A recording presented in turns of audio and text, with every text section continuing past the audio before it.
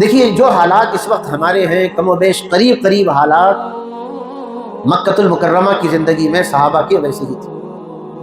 مسلمان ہونے کی بنیاد پر مارے جا رہے تھے، راستے میں گھسیٹے جا رہے تھے، کانٹے بچھائے جا رہے تھے، بلال کو تپتی ہوئی ریت میں لٹایا جا رہا تھا، خباب و خبیب کو پھانسی چڑھائی جا رہی تھی۔ اب اس وقت جو حالات ہیں کم و بیش وہی ہیں۔ ہمارے نبی صلی اللہ علیہ وسلم نے مکے کے حالات کو بدلنے کے لیے 3 فارمولے پر کام کیا۔ اگر وہی فارمولہ ہم سب مل کر کے کام کرنے لگ جائیں، مایوس نہ ہو، کچھ کرنے والے بنے، تو پھر اللہ تعالیٰ کی مدد آئے۔ حضور نے پہلی پالیسی یہ اختیار کی کہ مکے میں دعوت کا کام کا آغاز کیا۔ دوسرا، حضور نے یہ فارمولہ اختیار کیا کہ دعوت کے ساتھ ساتھ وحدت کا راستہ اختیار کیا۔ جتنے مٹھی بھر مسلمان ہیں ان کو ایک بنایا جائے، ایک کیا جائے۔ جیسے ایک مضبوط دیوار ہوتی ہے، وہ ہواؤں سے بھی مقابلہ کر سکتی ہے، وہ پانی کا بھی مقابلہ کر سکتی ہے، وہ سورج کی روشنی کا بھی مقابلہ کر سکتی ہے۔ کسی قوم کو حالات بدلنے کے لیے وحدت کی ضرورت اور اتحاد کی ضرورت ہے۔ اور تیسرا طریقہ، اللہ کے نبی نے مکے میں خدمت کا راستہ اختیار کیا۔ یہ 3 راستے آج بھی ہمارے لیے کھلے ہوئے کہ اس وقت مسلم قوم کو ایک کرنے کی فکر کریں۔ کیسے کیا جا سکتا ہے؟ مسلکی طور پر ہم بٹے ہوئے ہیں۔ بھئی جو مسلک جس پر جینا چاہتا ہے وہ کلمہ تو پڑھتا ہے، وہ نماز تو پڑھتا ہے، ایک اللہ کو پکارتا ہے۔ کب تک ایک دوسرے کو کافر کہیں گے؟ کب تک ایک دوسرے کے خلاف فتوے دیں گے؟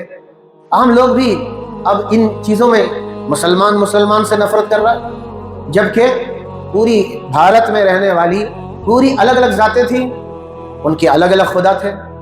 سب کا خدا رام نہیں ہے، کتنوں کے خدا تو لکشمن ہیں، اور کتنے کے خدا تو دوسرے ہیں، مگر وہ سب ایک ہو گئے، مگر مسلم قوم ایک ہونے کے لیے تیار نہیں۔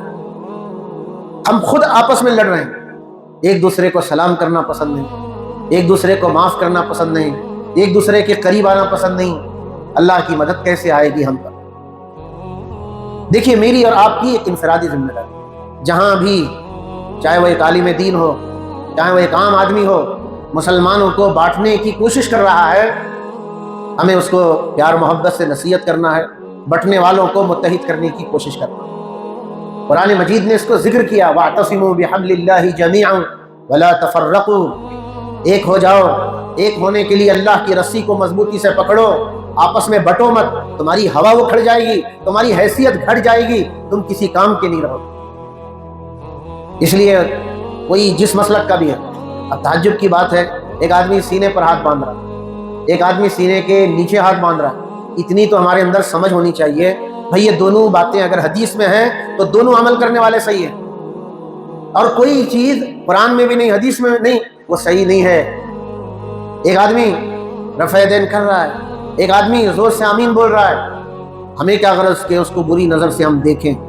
اگر کسی بھی صحیح حدیث میں، بلکہ میں کہوں کسی بھی ضعیف حدیث میں اگر کوئی عمل مل رہا ہے، بھئی وہ ایک چیز ہمارے نبی کی، وہ ایک حدیث پر عمل کر رہا ہے اور ہم ایک حدیث پر عمل کر رہے ہیں، پھر لڑائی آپس میں کیوں؟ چھوڑ دو اس لڑائیوں کو۔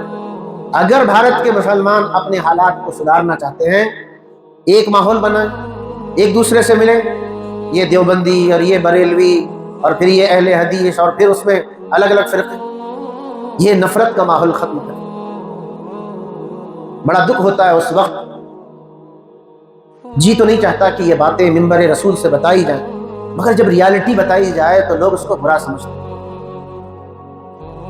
جب کسی انسان کو آئینہ دکھایا جائے تو انسان اس کو حقیقت نہیں سمجھتا، برا سمجھتا ہے، کمنٹس کرنے لگتا ہے۔ دین کا کام کرنے والے وہ بھی آپس میں بٹے ہوئے، ہم گشت تو کرتے ہیں مگر ایک دوسرے کو محبت سے سلام کرنے کا رواج ختم ہو گیا۔ بھئی وہ ایک طریقے سے دین کا کام کر رہے ہیں، ہم ایک طریقے سے دین کا کام کر رہے ہیں۔ ایک دوسرے کو برا سمجھنا، برا کہنا، ایک دوسرے کی برائی پھیلانا، یہ تو کوئی اچھی سمجھداری کی بات نہیں، اور اس کو تو کوئی دینداری نہیں کہی جا سکتی، اور اس کو دین کا کام بھی عقل نہیں کہہ سکتی۔ اللہ تعالیٰ نے ہمیں عقل تو دی ہے نا، عقل سے ہم سمجھ سکتے ہیں بھئی وہ ایک دین کا کام کر رہا ہے، ایک آدمی نورانی قاعدہ پڑھا رہا ہے، ایک آدمی قرآن کی تفسیر کر رہا ہے۔ ہمیں قرآن نورانی قاعدہ پڑھانے کی بھی ضرورت ہے، ہمیں قرآن مجید کا پیغام دینے کی بھی ضرورت ہے، اس کی ضرورت کے مطابق وہ کام کر رہا ہے، ہم اپنی ضرورت کے مطابق کام کر رہے ہیں۔ دیندار آپس میں اب جتنے لڑ رہے ہیں اس کی وجہ سے اللہ کی مدد رکی۔ دوسرا کام اس ملک میں دعوت کا کام ہے، اور بہت بڑا کام ہے۔